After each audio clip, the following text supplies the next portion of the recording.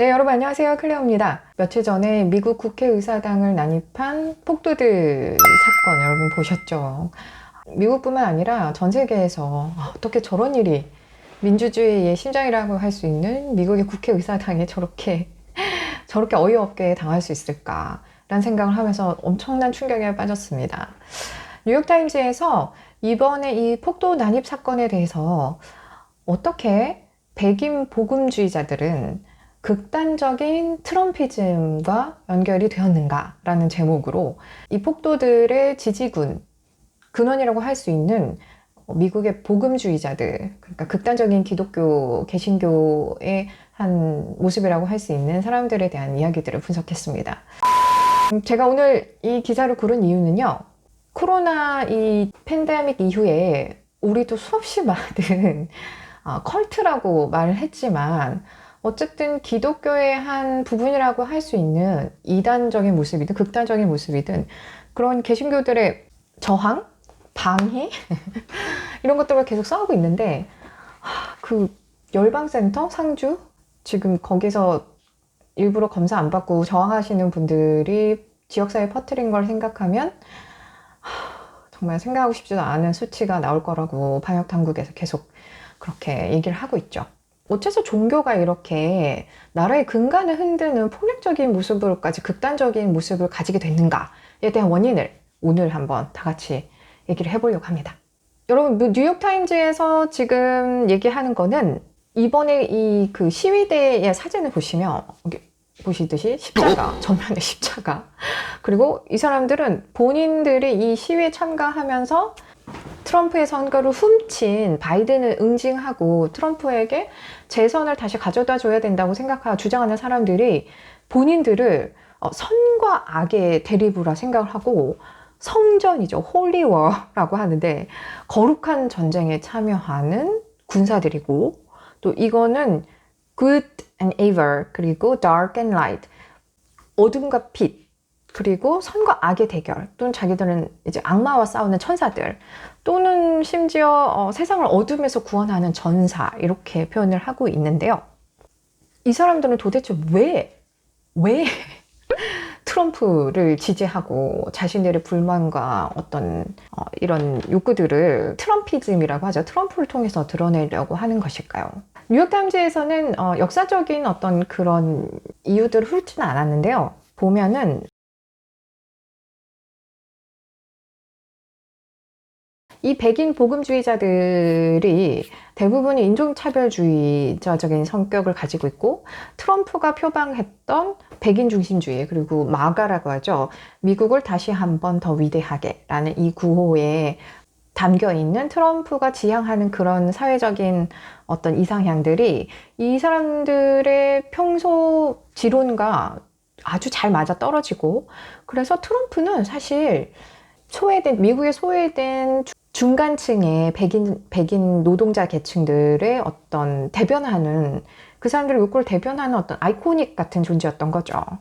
그런데 사실 뭐 이런 얘기들은 아주 오래전부터 있었어요. 근데 지금 이번 국회의사당 사건이 테러에 준하는 이 일이 왜 심각한가를 생각해 보니까 사실 그 가짜 뉴스가 퍼지고 있는 구심점이 되고 있는 트위터라든지 페이스북이라든지 이런 소셜미디어에서 이 사람들을 예전보다 더 강력하게 모아주고 밀집하게 해주고 군집하고 어떤 목소리를 내고 자기들끼리 가짜 뉴스를 계속 재생산하고 확대하고 공고히 하면서 그 안에 어떤 프레임을 더 강하게 다지는 거죠. 그래서 지금 트럼프가 트위터에서 쫓겨났는데 페이스북에서도 근데 트럼프가 트위터에서 쫓겨난 뒤로 트위터 주가가 4%나 하락했다는 얘기 들어보셨나요? 트럼프가 8천만이 넘는 팔로워를 갖고 있었는데 트럼프가 계정이 삭제되니까 그 사람들 의견이 반영이 된 건지 트위터는 한 방 먹었습니다. 어쨌든 몇 조가 사라졌다고 하더군요. 시총에서. 그러니까 이게 지금 우리가 상상하는 그런 단순히 가십을 만들어서 소비하는 그런 수준의 가짜 뉴스 프레임이 아니에요. 제가 더 겁이 났던 건 뭐냐면 이게 단순히 그 남의 나라 얘기고 미국에서 벌어지고 있는 극단적인 이야기고 이게 아니고 사실 우리나라도 지금 비슷한 점이 너무 많은 거죠. 여러분, 신천지 때도 그랬고, 사랑제일교회도 그랬고, 지금은 또 열방센터까지 기다리고 있죠. 지금 이 시기가 어떤 시기일까? 이런 사건들을 통해서 우리는 뭘 알 수 있을까를 제가 이 채널을 통해서, 영상 통해서 여러분들한테 한 번씩 이렇게 인사이트를 전해드리고 싶었는데, 이번에 제가 경각심을 가지게 된 이유는 바로 이 프레임 때문입니다. 프레이밍을 더 공고하게 하는 가짜뉴스의 프레이밍을 지지하고 있는 건 과연 무엇일까?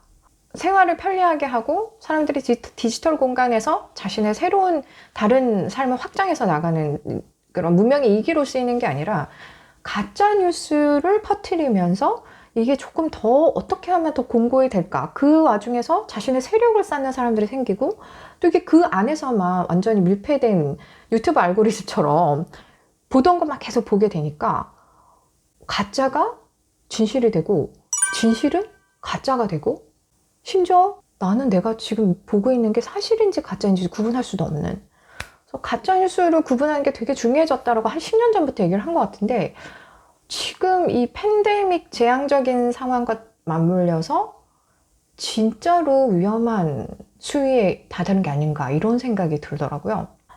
단적인 예로 제가 얼마 전에 지하철을 탔는데 경로 우대석에 어떤 할아버지 한 분이 그 핸드폰에 스피커폰 모드로 해놓으시고 본인이 들으시던 유튜브의 그 방송을 틀어놓으셨는데 그러니까 스피커폰을 한 자체가 잘못하신 거죠. 근데 거기에 뭐라고 있냐면 문재인 대통령이 코로나 바이러스 치료제를 가지고 있는데 일부러 코로나 바이러스에 걸린 나이 많은 노령 환자들을 고쳐주지 않는다. 그 노령 환자들을 죽이려고.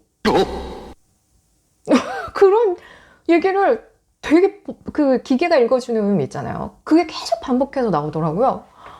제가 너무 깜짝 놀라가지고 그 할아버지 쳐다봤는데 그분은 무슨 도 닦으신 표정처럼 이렇게 앉아서 계속 그걸 듣고 있고 저는 그걸 도저히 참을 수가 없어서 그 칸을 옮겼어요. 근데 여러분 생각해 보세요. 이제 말도 안 돼. 어디서 그런 얘기를 주워 듣는 거야? 라고 하는데 어르신들, 네. 그분들이 보는 채널에서는 약간 화이트워싱이라고 그러죠. 세뇌, 그런 식으로 계속 세뇌가 되니까 처음에는 아니라고 의구심을 가졌다가도 자꾸 들으면 그럴 수도 있겠다가 그렇게 되고 자기 말에 동조한 사람들이 또 계속 생겨나는 거죠. 유튜브는 또 극우 성향을 가진 유튜버들이 또 엄청 돈을 많이 버시잖아요. 정말 원래 미국에는 백인들의 그 극단적인 복음주의자들이 있고 그 사람들의 성향이 그렇다라고는 다들 조금씩은 알고 있었고 미국 내에 인종차별적인 문제라든지 그리고 소득 격차 문제라든지 빈곤 문제라든지 여러 가지 문제가 사회적인 문제가 있지만 사실 이번에 국회의사당 테러 건은 이게 얼마나 말도 안 되는 잘못된 구심력을 가지고 그 힘들이 폭발해서 사회의 근간을 뒤흔드는 것까지 할 수 있는가를 보여준 단적인 예가 아닌가 하는 생각이 듭니다. 그래서 여러분 저도 지금 유튜브를 만들고 있지만 정말 정보 출처에 대해서 더 많이 신경을 써야겠다. 그래서 제일 믿을 만하다고 생각한 게 전 뉴욕타임즈라고 생각해서 주로 뉴욕타임즈 기사를 여러분들한테 전달하고 있는데 뉴욕타임즈의 명망에 맞게끔 뉴욕타임즈 내에서도 팩트체크를 계속 하겠죠. 100년이 넘은 언론사, 신뢰를 기반으로 하는 언론사.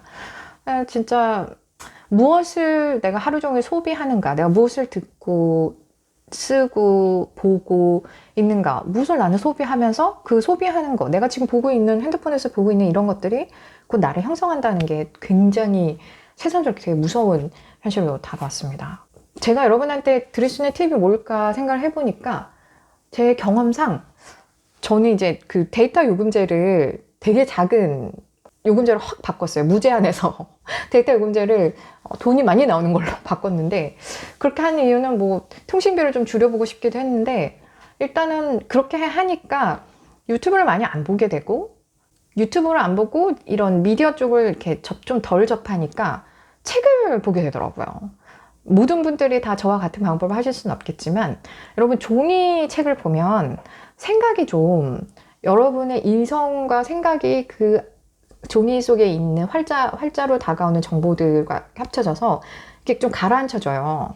그래서 걸러올 수 있는 여지가 좀 생기는 것 같더라고요. 그래서 무슨 책을 읽느냐에 따라서 또 다르겠지만 어쨌든 지금 제 영상을 보신 여러분들에게도 너무 많은 영상과 소셜미디어에 노출되지 않으셨으면 되게 아이러니하죠. 그런 부탁과 당부를 드리고 싶은 생각이 듭니다. 여러분, 옛날에 많이 했던 캠페인인데 책을 읽읍시다. 아무튼 여러분, 앞으로 코로나와의 전쟁에서 지금까지도 밝혀졌듯이 가장 큰 적, 가장 큰 변수, 가장 큰 무서운 암적인 존재는 종교단체가 되지 않을까.